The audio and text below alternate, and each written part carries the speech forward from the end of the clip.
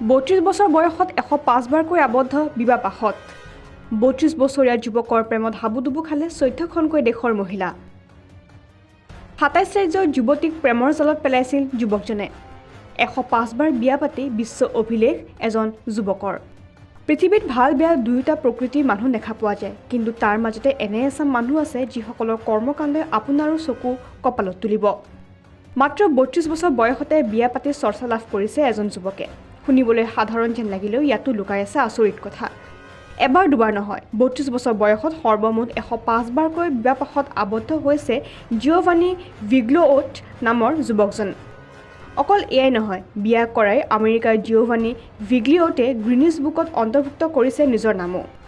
1949 চনৰ পৰা 1981 চনৰ ভিতৰত জিঅ'ভানি ভিগ্লিঅ'টোৱে মুঠ 105 গৰাকী মহিলাক বিয়া কৰাইছিল বিশ্বৰ 14খন দেশৰ 27খন ৰাজ্যৰ মহিলাক নিজৰ প্ৰেমৰ জালত পেলাই আবদ্ধ হৈছিল বিবাহপাশত আৰু তাৰ পিছত মহিলাসকলৰ পৰা লুটি লৈ গৈছিল ধন আৰু সোণ